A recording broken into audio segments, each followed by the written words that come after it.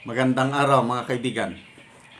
Pag-usapan natin ngayon ang nangyaring hearing sa Senado tungkol sa PhilHealth. Nandun si Senator Bongo bilang chairman ng Committee on Health.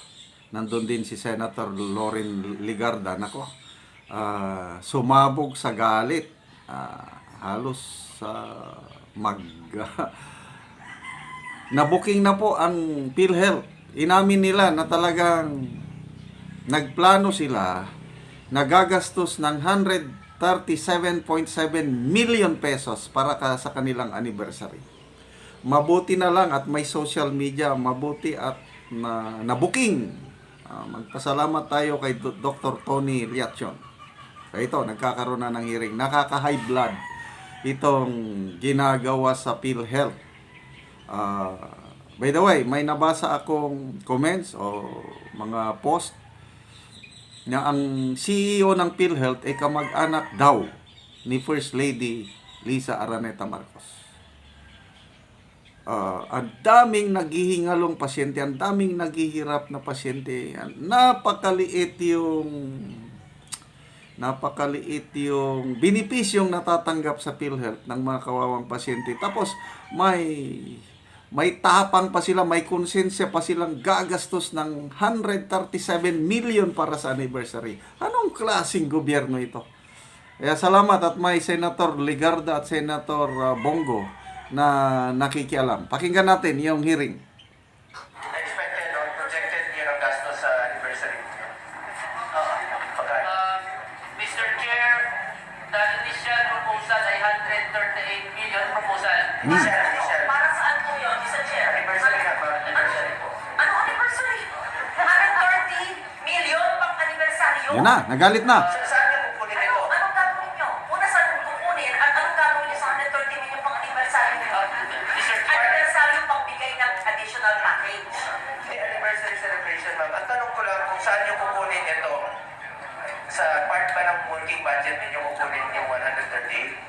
That's criminal. Mr. Chair, Anniversary. ito po ay again proposal pa lang. Proposal, kaya nga, Pag kung matutuloy nila, saan kukunin? ay kukunin siya sa corporate operating budget Sa part pa rin ng working budget ninyo. Okay. Ilang pasyente ang matutulungan yan?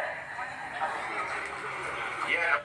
Ganda yung tanong ni Senator Bongo eh. Talagang may malasakit. 137.7, yun ang exact amount. Kaya nirun off 138. Ilang pasyenteng matutulungan yan? Grabe. Yung programa ni Ted Filon, kahapon, napanood ko yung Think About It. Si Nanay Elsa, nagkaroon ng sakit sa puso, inoperahan sa Philippine Heart Center. Ang bill niya, total bill is more than 700,000 pesos. Tumulong ang PhilHealth. Alam niyo magkano ang binigay ng PhilHealth? Only 27,000 pesos. Ganyan po, kagalante ang PhilHealth. Tapos sinasabi pa ng Pangulo na, huwag kayong mag-alala. Kahit walang subsidy ang PhilHealth, dadagdagan pa namin ang benepisyo yung matatanggap. We are in good hands. Yan ang sinasabi ng Pangulo. Hindi niya alam ang katulad ni Nanay Elsa na napakalaking hospital bill, 27,000 lang ang itinulong ng PhilHealth. Tapos, ito gagastos pa sila ng 138 million para sa kanilang anniversary. Anong klaseng panggobyerno tayo ngayon? Kaya hindi natin masisi itong si Senator Ligarda na sumigaw na. Baka naman pag ito na din, ito na daw, Mr. Chair, anniversary budget, third year na sila, 137 million, 138 million. Siguro naman, hindi naman yung Christmas party or celebration. Siguro naman hindi biyahe. Siguro naman hindi pagkain ng mga officers. Siguro, ito ay pagpalaganap ng mga package. Di ba po? Ano ba yung 138 million? Mr. Chair. Mr. Chair, sorry. Pakisagot lang, no? Yung 138 million, saan gagamitin at saan nagagaling. Tapos balik sa tanong ko na yung 600 billion at 431 billion, hindi pa rin maliwanag kung pareho pa to o iba po. Mr. Chair, will just explain very quickly, just for the purposes of to expedite the discussion. What was approved by the board and what was decided in PhilHealth already is the budget for the 30th anniversary was brought down to a few 100,000 pesos only. So Whoa. basically, just to clarify everything, there's nothing Few 100,000 pesos only. Maniwala kayo doon sa PhilHealth official. Kasi, nagkaroon ng board. So, proposal. Present. Yung 137.7 million, may mga sports fest, may gala night. Gala night, yung party-party na naman. Mahilig talaga sila sa gala night eh. Mabuti na lang may kumontra sa board. Mabuti na lang at meron pang mga Pilipino na nakaupo sa board at dinis-approve. Kaya lang, dito nyo makikita yung mindset ng mga nakaupo sa PhilHealth. Walang konsensya. Pirin mo yan. Hindi nila alam ang hirap ng mga pasyente. Tapos, magpropose sila ng payong. Mayroong budget ng payong, 7.5 million pesos. Ipapamigay daw na ba? Sports fest, million. Gabi. So, few 1,000 pesos dahil na-booking na sila. Kung hindi sila na-booking, I'm sure tutuloy nila yan. there's no hundreds of millions, there's no millions. So just so if we can continue with the discussion, please. What is this on the board? Yun ang tinanong ko kanina, sabi mo, you will explain it later. Yes. So nauna niyo pong sinagot yung mga tanong ni Senator Ligada kaysa sa mga tanong ko na hindi pa rin nasasagot until now. Pakisagot mo na. So, just to answer nga very quickly, Mr. Chair, we're only planning to spend a few 100,000 pesos for 30th anniversary. At yan lang po, wala pong mga excessive spending. So, ibig sabihin, Just to simplify the discussion. projected pa lang ito. Actually, may mga proposals, but if this, Hindi pa natutuloy. So good. Thank you for asking that. You're spending a few hundreds of thousands, but we see on the board it is not consistent with what the CEO is saying. It's 137.7 million. Iba yung sinasabi ng nagpapaliwanag na PhilHealth official, iba naman yung sinasabi ng CEO.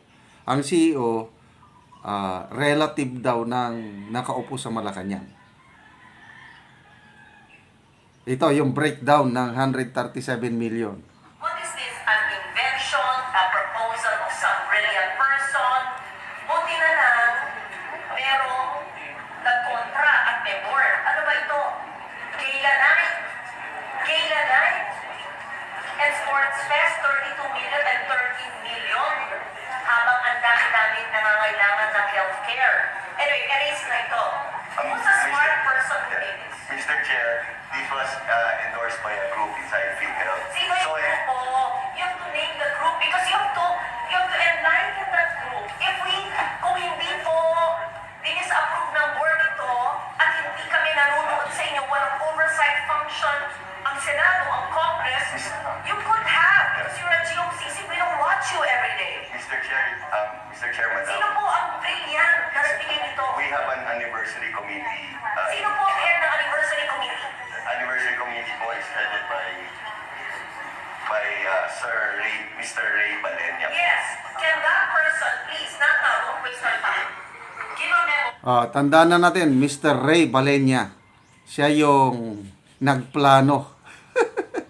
Nagplano ng 137.7 million na gastusin.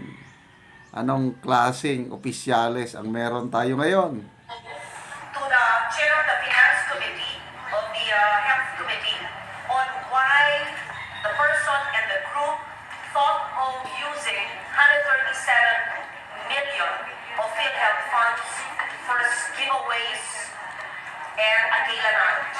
We will submit, Your Honor, we will submit it within the day to Congress. No? A sports meet 2 years to the for Senate. 32 million Ush. and a gala night with PROs, I hope that GROs, at 13 million and a gala night with paid shows for not 4 million, blah, blah, blah.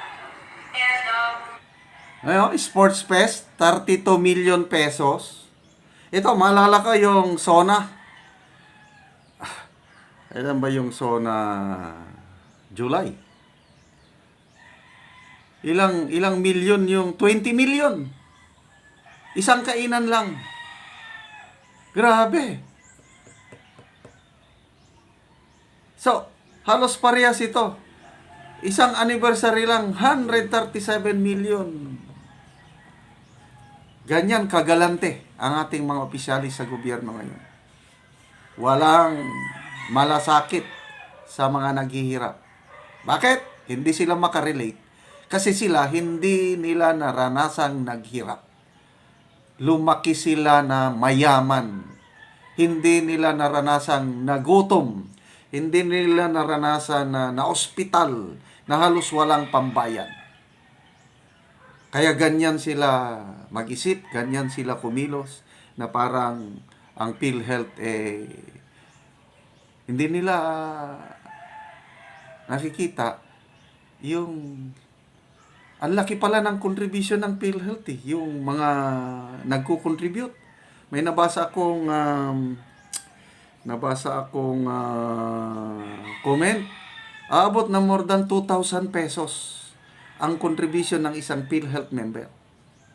Tapos nagkasakit ka, kakaunti, balikan natin si Nanay Elsa, yung i-feature ni Ted Filon, 700,000 pesos plus ang bill niya. Ang tinulong lang ng PhilHealth is only 27,000 pesos. Sana makarating ito sa Pangulo para hindi na siya magsalita, hindi siya magmukhang kawawa, na sinasabi niya na huwag kayong mag-alala dahil paiigtingin pa natin ang serbisyo ng PhilHealth kahit zero budget. Dadagdagan namin ang serbisyo, we will give you the best. Ay nako, Mr. Pangulo, sana malaman niyo itong mga ganitong pangyayari kagaya ng case ni Nanay Elsa. Nakakadismaya. 27,000 pesos lang ang itinulong out of 700,000 plus na hospital bill.